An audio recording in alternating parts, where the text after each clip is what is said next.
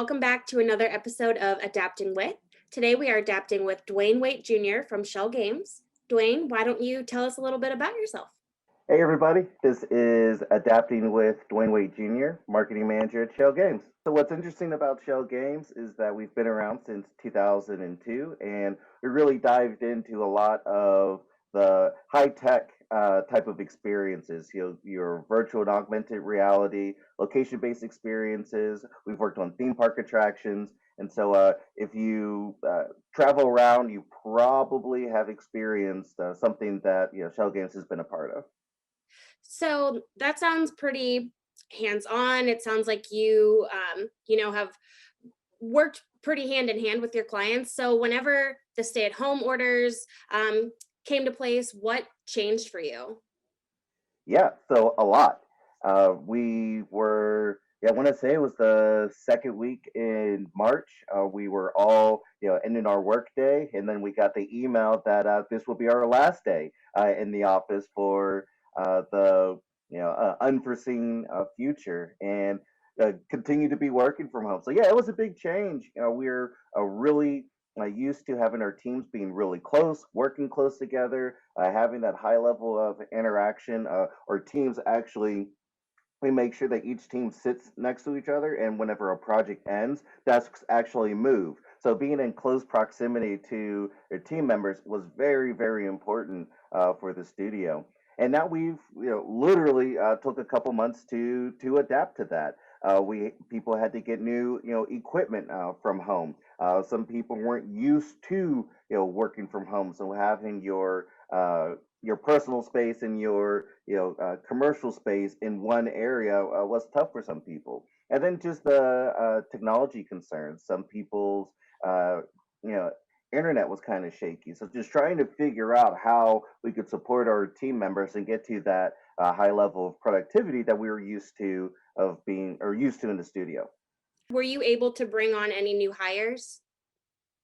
Yeah, one thing that I love about Shell Games that we're in a very fortunate position right now, and yeah, we started out in March around 120, 123 people, and we've hired well over a dozen people since the pandemic has continued to roar on. So yeah, now we can happily boast we have almost 140 people on staff. How did you guys manage to, keep the culture alive, keep the teams connected with one another?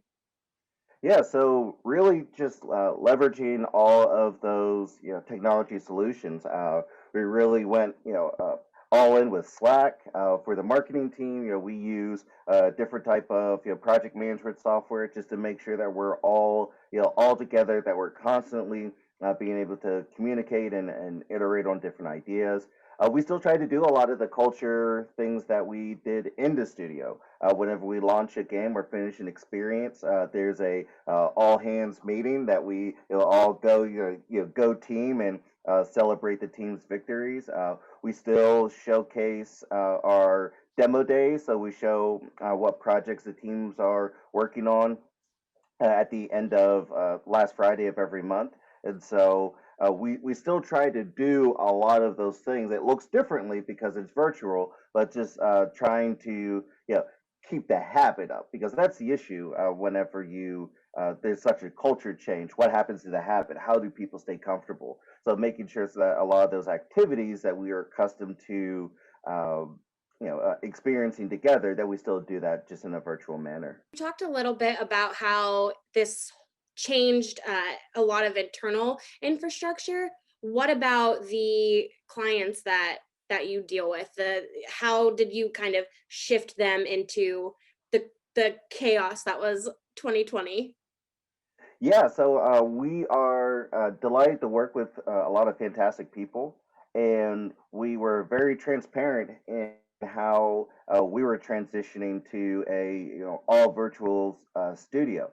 We asked them to hang in there with us, and in return, a lot of our clients had to shift as well, and so it's just a back and forth. So making sure that we were transparent, that we told them that a lot of our team members are going to have to get the computers into their homes and get set up, and or even just life. People had to figure out what to do with childcare, right? And so your regular client relationship cadence might change a little bit, but overall, our partners were very happy and were surprised at how fast we were able to switch all virtual and continue to deliver what we agreed upon.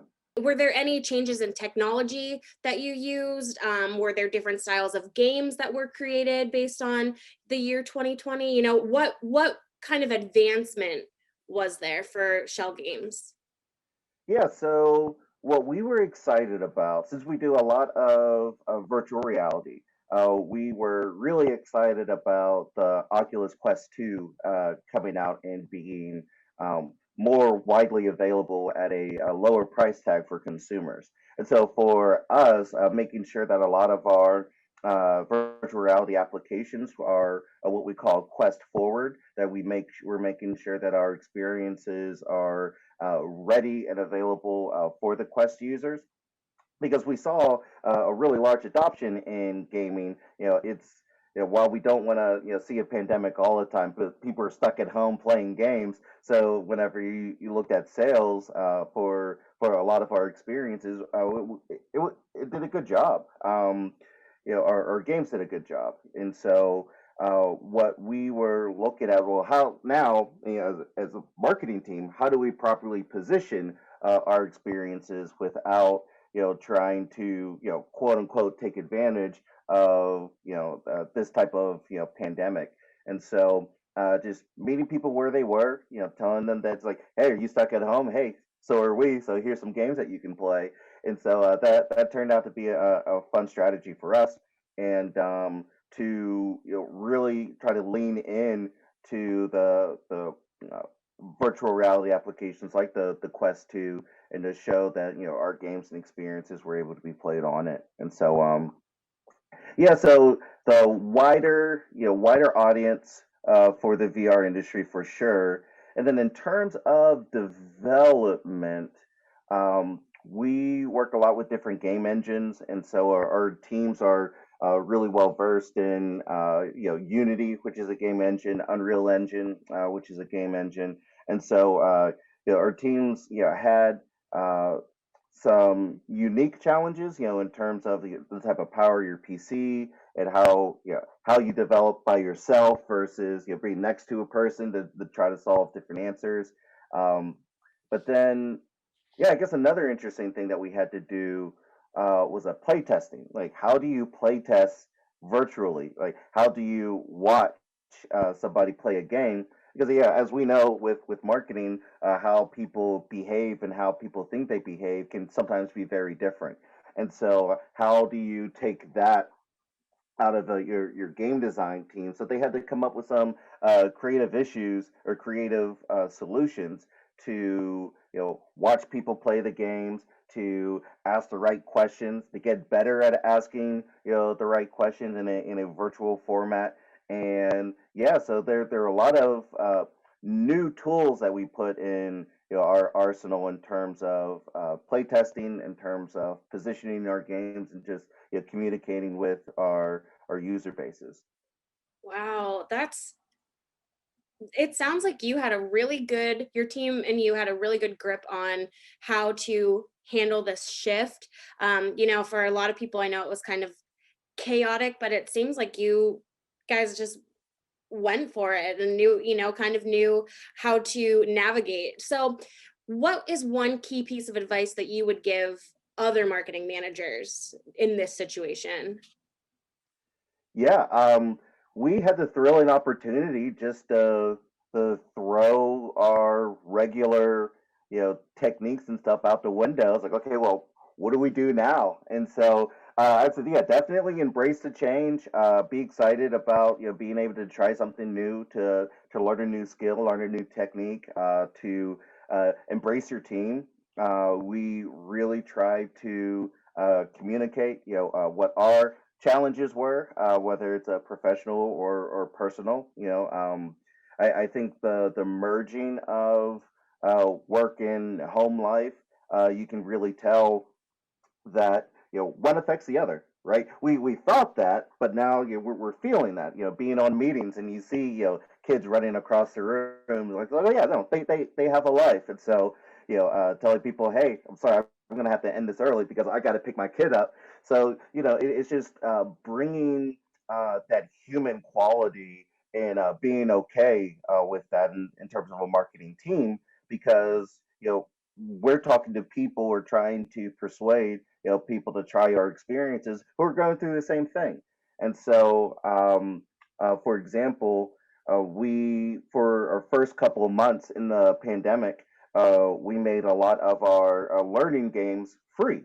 One, because virtual learning is hard, and how can you make learning more enjoyable? Well, if you have virtual reality, you can show your kid how mixing chemicals work. You could show your student how pretending to be a Harriet Tubman and writing a speech and being that character in virtual reality is actually a lot of fun, and you might be able to learn some public speaking techniques and learn more about Harriet Tubman and her fantastic life. So making sure that we kind of understood what people were struggling with and how we can have a marketing solution to make their struggles a little bit easier.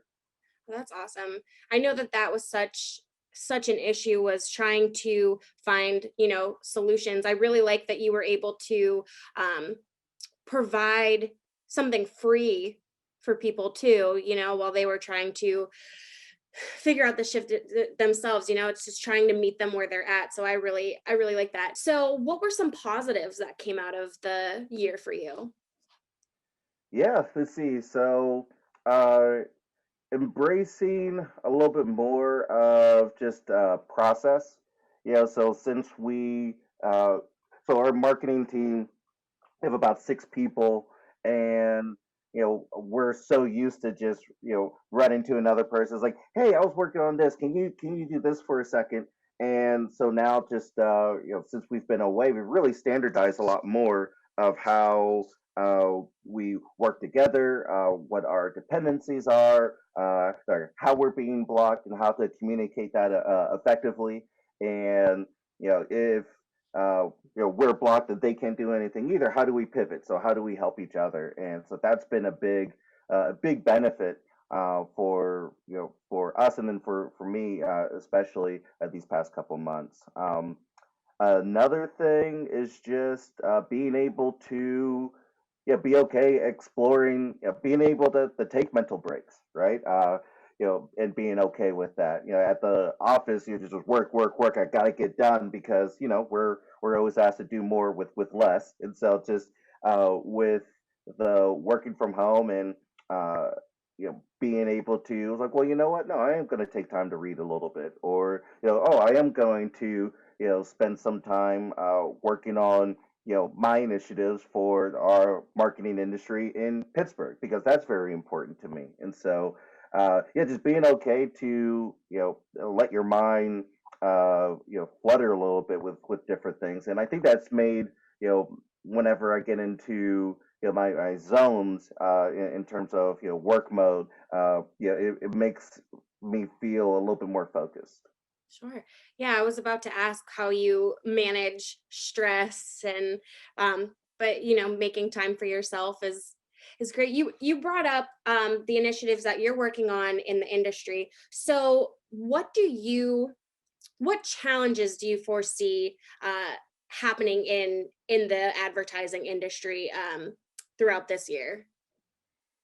Oh man, yeah, so much, right? Uh, yeah, I mean, uh, data privacy is going to be huge. With Apple rolling out all of their changes, with Google, I think it's what either later 2021 or early 2022, they'll stop their reliance on cookies. And so for us that rely on a lot of online information, how do you effectively use the new Google Analytics 4, where everything is more event based than path based, or clicked focus?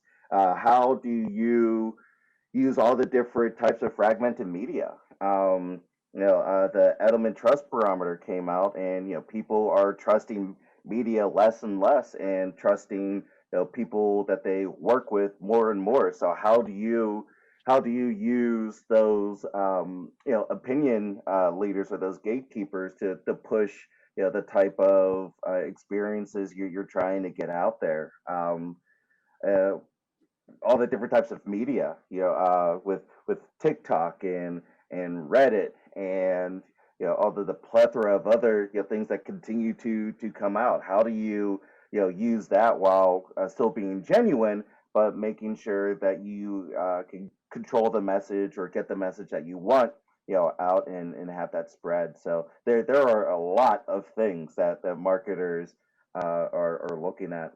And another thing, like, I do a lot of trade show and event stuff for a company. What is that going to look like? Are we, do people have to show their vaccination cards before they go into conferences? Do you just take their word? Like, is there going to be some counterfeit industry of fake vaccination cards, right? So, like, what is going to happen, and how do we get back to the live event scenario? Because that's important. I think it's hard to replace virtually. So I think that there will be a push for live events, trade shows, and things of that nature towards the end of the year. But how does that look like? How do you keep your team members safe? And then how do you keep your consumers safe? Because if a consumer has a negative experience with your brand, whether you try to control it or not, it's still going to have a negative connotation around it. So I can go on and on, Adele. There are a lot of things that we will be curious in how things roll out, and how the marketing and advertising industry deal with it. What are you looking forward to in 2021? So what I'm looking forward to, as a TLDR, is just how we all adapt to what the new wave of consumerism, what that looks like. It was so nice to sit down and have this face-to-face conversation with you. I look forward to seeing what Shell Games does next. So I really appreciate you taking the time to talk to me today. Thank you. Oh, thank you. Oh, yeah. And well, I will add something. We just announced that we're working on our award-winning game. I Expect You Die Too, and so just look out for communication from the marketing team of what that looks like.